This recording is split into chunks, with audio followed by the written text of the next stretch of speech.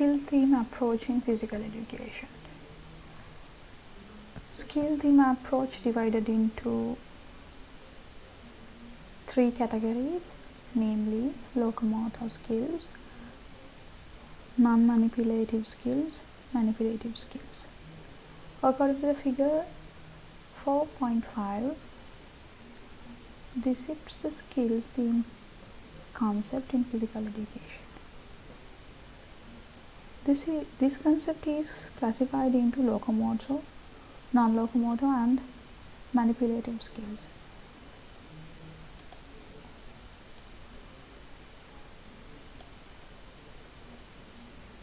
According to the table number 4.2 and 4.3 and 4.4 provides you with the definitions and series of examples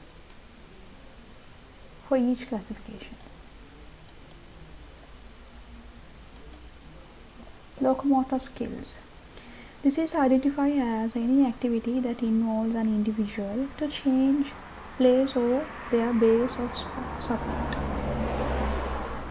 This is defined as activity that involves in an individual to change place or their base of support. Here you can see in examples change place or the base of support. In these examples, here you can see walking, running, hopping, skipping and galloping. You know what galloping? When you do a sabon tick tick tick, you have to do galloping. Sliding and chasing. In here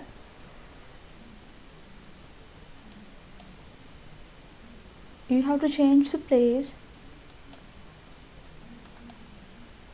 where you start and or the base of support.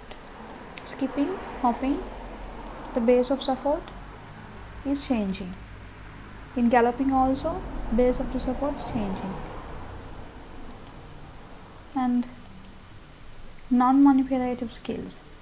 This is identified as any activity that does not involve an individual changing places or their base of support.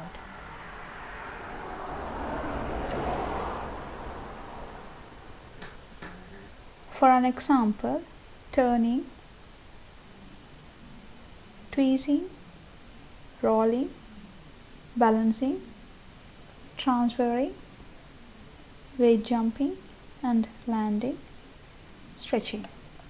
Here you can see in locomotive skills, individual change the place or their base of support.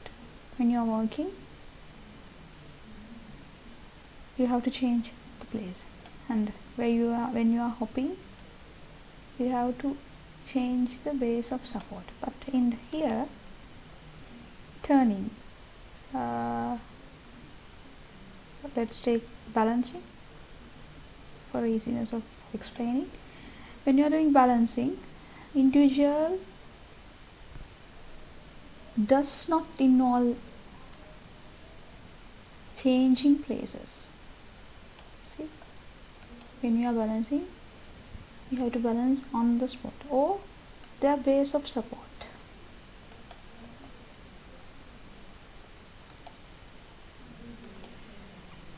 Manipulative skills. This is defined as any activity that involves equipment usage.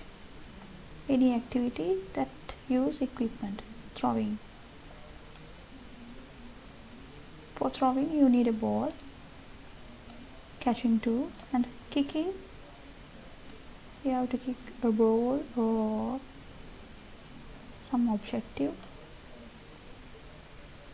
Punting and dribbling. Volley. Skill theme used in sports. We have discussed the skill theme used in physical education in subtopic 3.4.3, and we will continue our discussion regarding the skill theme used in sports. You can refer the table 4.5 for overview regarding the skill theme used in sports, and table 4.5 for skill themes used in sports. And the skill theme used in sport actually involves more specific movements to a particular sport.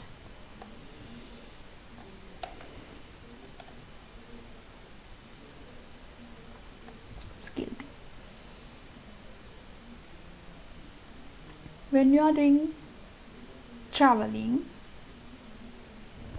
what are the sports that you have to use traveling? Traveling is moving your body from one place to another place. When you are doing aerobics, you have to use traveling. And basketball, hockey, soccer, softball, tennis, track and field, volleyball, netball, for everything. Chasing, fielding, and dodging.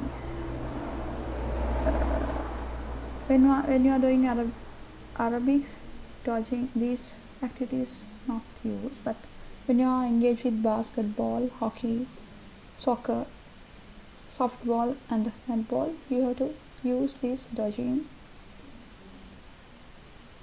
fleeing, and chasing. Jumping and landing. Most of the time, except hockey, jumping and landing is required to use. And balancing. For every kind of sports, you need balancing. Transferring weight. Each and every sports, you need to use transferring weight. Rolling. Rolling an objective is only used in games like hockey. Kicking, you need to know how to kick when you are doing aerobics and soccer. Basketball, hockey, softballs, kicking is not used. Hunting can be used in soccer when you are doing hockey. Throwing, all the ball games like basketball, softball, tennis, track and field event, and volleyball, netball.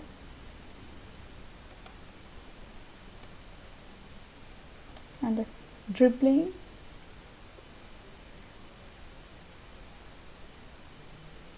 using basketballs and hockey with hockey stick, and soccer by foot. Hitting with equipment. Hockey is a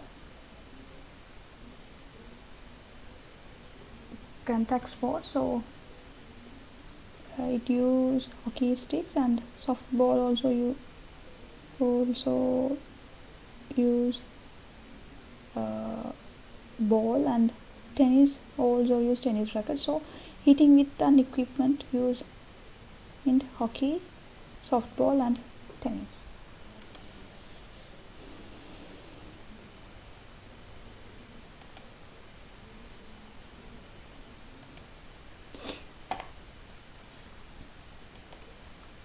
Movement concept in physical education.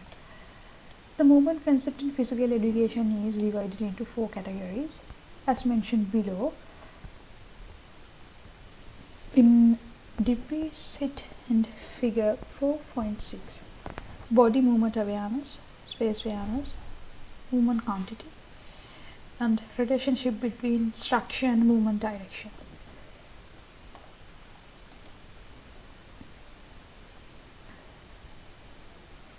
Here you can see the diagram 4.6, movement concept divided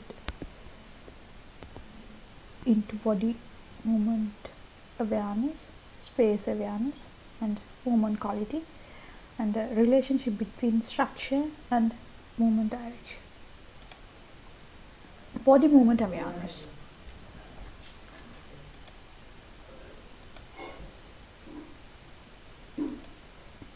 Body movement awareness. Body awareness include an acknowledgement awareness of the body, how it is controlled and moved. The concept include in body movement awareness are shapes that body can make, balance, transferred between parts of the body, as well as body weight transfer to a surface or equipment. In the table 4.6 provide a brief explanation on these concepts. Shape. There are varieties of shapes that our body can form. For example, wide, narrow, striated, curled and twisted. When you raise upward your body or put your both hand beside, your body shapes become wide into narrow, narrow into wide. And balance. In order to balance, we need to support from other parts of our body. To be in balance, you need the support from other parts of our body. Body weight transfer. Most of the movement required body weight transferred from one part of body to another. For example, walking and running. Here, the body weight change at the heel to ball of foot and swap between left to right leg.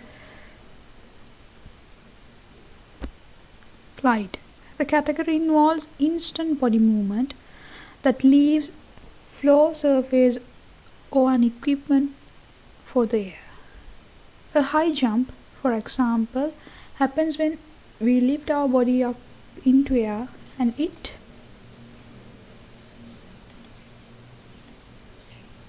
ends when we land on surface. Surface awareness. Space awareness is defined as a place or area that we can perform movement. Movement space is related to direction, level and different forces. Elements needed to provide space are as described in 4.7 table. Common areas and individual areas. Common area is a large area used by many students to perform movements. Meanwhile, an individual area are limited around the individuals only. Directions. This refers to direction, ways of movement. Which direction do you want to perform the movement? Forward, backward, up, down or sideways. Level.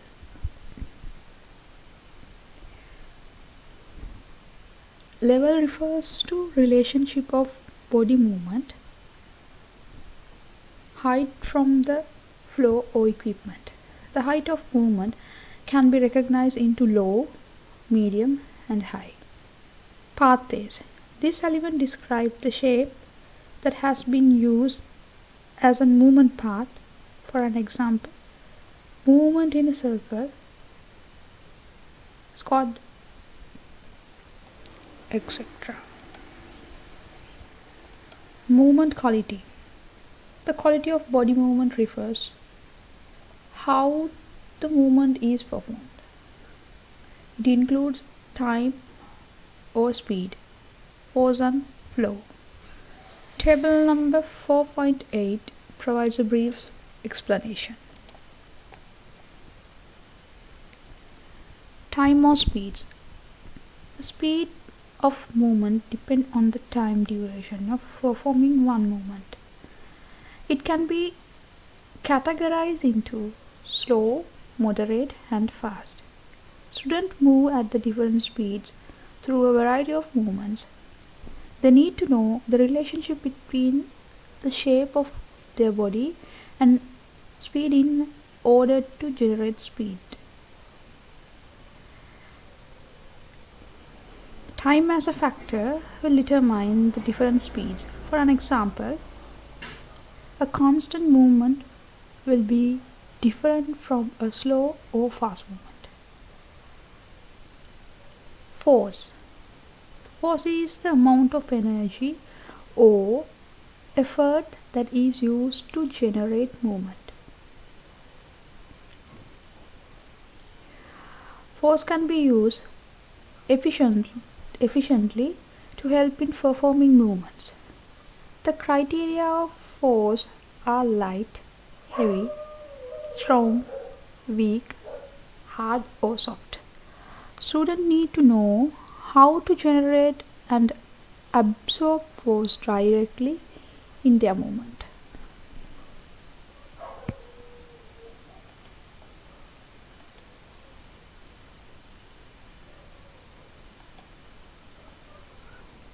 Flows.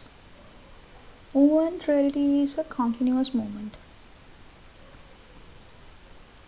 Therefore, the flow of movement refers to whether the flow are bounded, restricted or free. A bounded, in other words, restricted flow occurs for a serial movement that have breaks between the movement. On the other hand,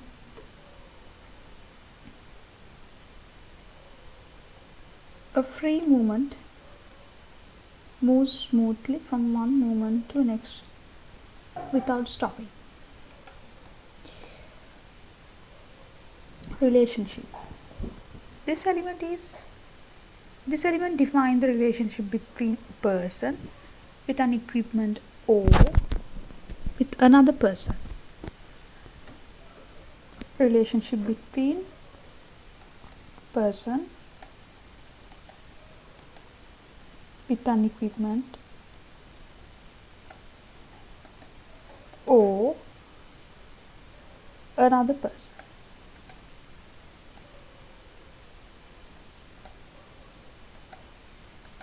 It refers to whom and what the body relates to. It can include body parts with object and or people and with people. For example, near or far, in front or at the back, with or without equipment.